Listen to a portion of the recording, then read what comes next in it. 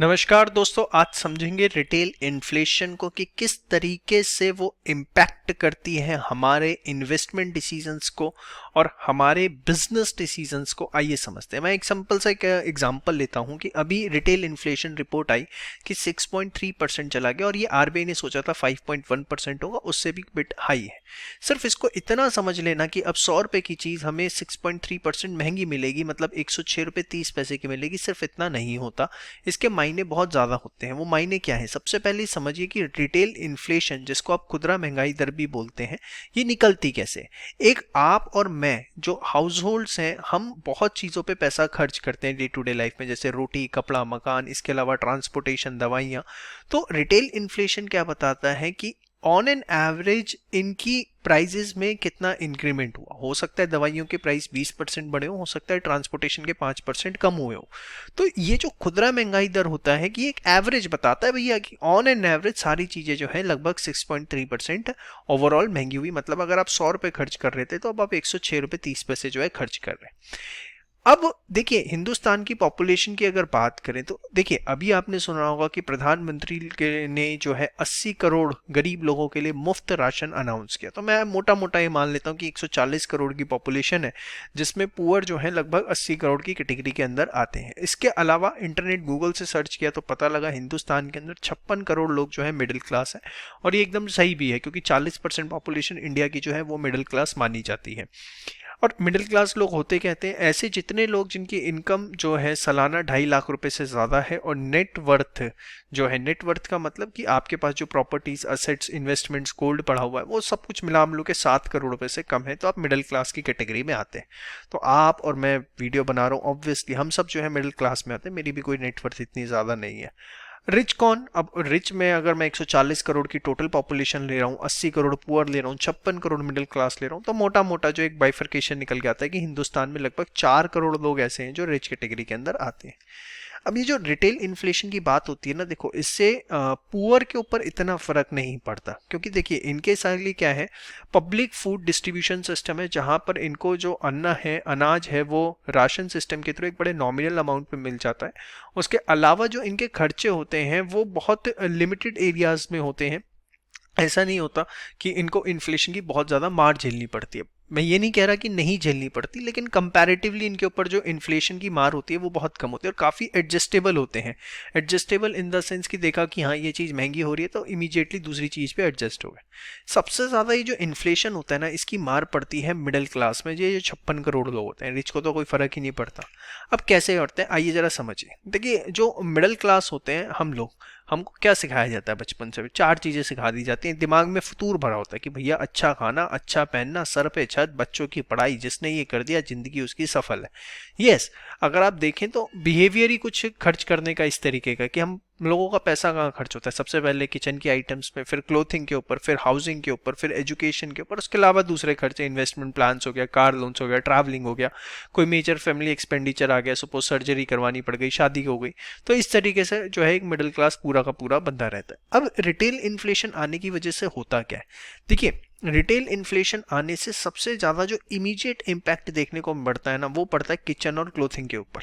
Housing और education के ऊपर इसका इम्पैक्ट कभी भी इमीडिएट देखने को नहीं मिलता कि रिटेल इन्फ्लेशन आ गया और एकदम हाउसिंग और एजुकेशन पे इसका इम्पैक्ट पड़ जाए। इस पे हाउसिंग एंड एजुकेशन पे जो इसका इम्पैक्ट पड़ सकता है वो तब पड़ता है जब रिटेल इन्फ्लेशन जो है एक लंबे समय तक चले, जैसे 12 महीने, 24 महीने तक। तब आप देख सकते हैं कि लोगों का हाउसिंग और एजुकेशन पे इसका इम्पैक्ट दिखेगा कि एजुकेशन में बच्चे अगर प्राइवेट स्कूल में पढ़ रहे हैं तो वो हो सकता है उसको सरकारी स्कूल में शिफ्ट करवाएं। अगर 4 सब्जेक्टों की कोचिंग लगवा रखी है तो 3 पे लगवाना शुरू करें, तब ये सब फर्क देखने को मिल सकते हैं।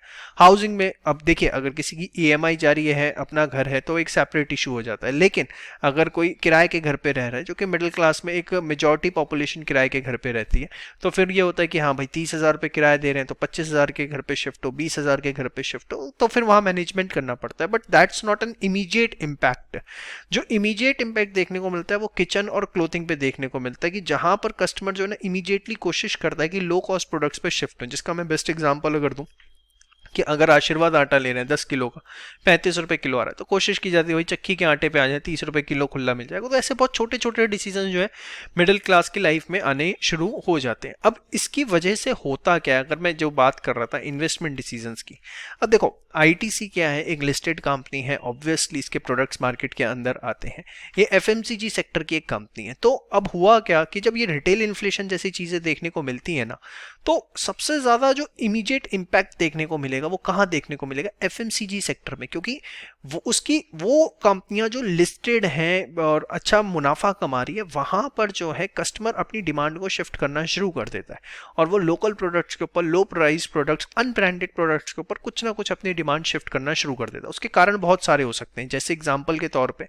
अगर किसी की सपोज हाउस लोन ले रखा है, ईएमआई जा रही है, अब वो उसे तो कम करवा नहीं सकता, तो कहीं ना कहीं किचन का बजट कम करेगा, अपनी क्लोथिंग का बजट कम कर सकता है। हो सकता है पहले वो H&M के अंदर जाता हो शॉपिंग करने, अब लोकल रिटेल शॉप से क्या बोलते हैं शॉपिंग करना शुरू कर दे। तो कहीं ना कहीं ये किचन एंड क्लोथिंग सेगमेंट सबसे ज़्यादा इंपैक्ट करने वाले होते हैं। इसके अलावा जो अदर लास्ट सेगमेंट की मैं बात कर रहा था कि हो सकता है किसी ने कार लोन प्लान कर रखा हो, किसी ने कोई इन्वेस्टमेंट, वो उसको फिर डेफर करने की कोशिश करता है टू द एक्सटेंट पॉसिबल। तो अब इससे अगर मैं एनालाइज करना चाहता हूँ कि हमारी जो कार की इंडस्ट्री, ऑटोमोबाइल इंडस्ट्री, इसके ऊपर क्या फर्क पड़ेगा, फर्क पड़ता है, क्यों नहीं पड़ता भाई। अगर कोई स्कूटर बदलने की सोच रहा था, ठीक है, अब स्कूटर पे जनरली अगर हम बात करें तो मिडिल क्लास का कौन सा सेगमेंट चल रहा है स्कूटर या बाइक के ऊपर, तो जो लोअर मिडिल क्लास है, मिडिल क्लास है, जनरली उसको वो ज़्यादा यूज़ कर रहे हैं। तो वो भी अपना प्लान डेफर करेंगे कि चल छोड़ यार, अब बाद में बदलेंगे, अब इस समय महंगाई बहुत है, घर के खर्चे चलने भारी पड़ रहे हैं, रिपेयर करवा के ही काम चलवा ले। यस और नो। सेकेंड, जो कुछ लोग होते हैं जो फर्स्ट कार लेने वाले होते हैं, तो जनरली जो मिडिल क्लास में फर्स्ट कार लेते हैं अपनी, वो हैचबैक पे जाते हैं, जैसे रेनॉल्ट क्विड हो गया, वैगनार हो गया, इंडिया की फेमस जो है हैचबैक है। तो इनकी डिमांड में कहीं ना कहीं कमी देखने को मिलती है, क्योंकि वो जो प्लानिंग कर रहे थे कि अब कार्स पे जाएंगे, वो कहीं ना कहीं उस चीज़ को डेफर करेंगे कि यार पहले घर के खर्चे पूरे हो जाएं, बच्चों की पढ़ाई पूरी हो जाए, ये सब चीज़ें तो बाद में भी कर लेंगे। तो ये सब चीज़ों पे इम्पैक्ट देखने को मिलता है। लेकिन अगर आप मेरे साथ इसी जगह बात करें कि लग्जरी कार्स पे क्या इस रिटेल इन्फ्लेशन से फ़र्क पड़ेगा, 10 पैसे का फ़र्क नहीं पड़ेगा। क्यों नहीं फ़र्क पड़ेगा भैया, उनको रिटेल इन्फ्लेशन कोई टच ही नहीं करता। इवन मैं अभी पढ़ रहा था पीछे कि मर्सिडीज़ और लिम्बोर्गिनी के सीईओ ने बोला कि हमारी डिमांड तो इस साल और ज़्यादा होने वाली है, और ये हम ऑब्जर्व भी कर रहे हैं। कैसे कर रहे हैं भैया, मर्सिडीज़ के सीईओ ने ये बोला कि इस बार लोगों के पास लिक्विडिटी ज़्यादा है, क्योंकि जो रिच लोग शॉपिंग के ऊपर खर्च करते थे, ट्रैवलिंग पे खर्च करते थे, वो नहीं कर पाए, उनके पास ज़्यादा लिक्विडिटी है, तो now they want to spend it on the luxury items, और उसमें कार उनका सेगमेंट बहुत ज़बरदस्त है, इसलिए उनकी डिमांड शूट अप कर रही है। कोई उन्होंने नई कार लॉन्च करी, उसकी 50 यूनिट्स लॉन्च करते ही बिक गई, कैसा कुछ वो बता रहे थे अपने एक इंटरव्यू में। ऐसी लिम्बोर्गिनी के जो इंडिया हेड है, उन्होंने बोला कि भाई पहले लोग प्लान करते थे कि लिम्बोर्गिनी लेनी है आज से 3 साल बाद, 5 साल बाद, अब वो कह रहे हैं कि भैया पैसा पड़ा है तो आप फटाफट लेके ख़त्म कर, पता नहीं जान बचेगी नहीं बचेगी। तो उस सेगमेंट पे रिटेल इन्फ्लेशन का फर्क नहीं पड़ता। तो देखो, कोई भी न्यूज़ हमारे पास आती है तो वी शुड अंडरस्टैंड कि इसका किस सेक्टर पे इंपैक्ट पड़ सकता है। अब जैसे ये रिटेल इन्फ्लेशन भी आया, अगर आप मेरे से पूछे कि ये इन्फ्लेशन परमानेंट इन नेचर है या टेम्परेरी है, तो मैं कहूँगा टेम्परेरी नेचर का है। क्यों, मैं आपको बताता हूँ इसके पीछे कारण क्या है। इसके पीछे कारण है सप्लाई चेन के अंदर जो डिस्टर्बेंस आ रखी है, इस वजह से जो महंगाई है ना वो बहुत ज़्यादा बढ़ गई है। सप्लाई चेन में डिस्टर्बेंस किस तरीके से कि भैया लॉकडाउन लग गया, अचानक दुकानें खुलती हैं, तो सब 2 महीने से बैठे हुए थे कि दुकानें खोले तो चीज़ें लेके आए, सब भागते हैं दुकानों की तरफ, स्टॉक एकदम आउट हो जाता है, चीज़ें उस समय महंगी हो जाती हैं क्योंकि बहुत लिमिटेड स्टॉक बच जाता है, और पीछे से सप्लाई आने में समय लग जाता है। तो ये एक बहुत बड़ा कारण है। अब सबसे बड़ा अच्छा एग्जाम्पल समझना, रेमडेसिविर का समझो, 2,500 रुपये का इंजेक्शन, लेकिन जब जरूरत पड़ी तो ब्लैक में 1-1 लाख रुपए का बिका, 2,500 रुपये की चीज़ 1 लाख में। तो इसका मतलब ये थोड़ा ना कि वो परमानेंट 1 लाख रुपए का, जाओ मार्केट में 2,500 रुपये का ले लो, खुला बिक रहा है इस समय 2,500 रुपये का। तो ये एक टेम्परेरी है, जब तक जो सप्लाई चेन है वो नॉर्मल नहीं हो जाती। सप्लाई चेन जो है आप मान के चलिए कि दिसंबर तक मान के चलिए, अगर वैक्सीनेशन प्रोसेस पूरा हो जाता है, सब कुछ सही रहता है, तो नॉर्मल हो जानी चाहिए। लेकिन इसमें भी कहीं ना कहीं एक हिंट मिल रहा है, यूके के अंदर तीसरी लहर आनी शुरू हो चुकी है। डेल्टा वेरिएंट जो इंडिया का था, वो कह रहे हैं कि वहाँ पर और फैलना शुरू हो गया है। पहले कह रहे थे यूके से इंडिया में, आप कह रहे हैं इंडिया से फिर यूके में चला गया।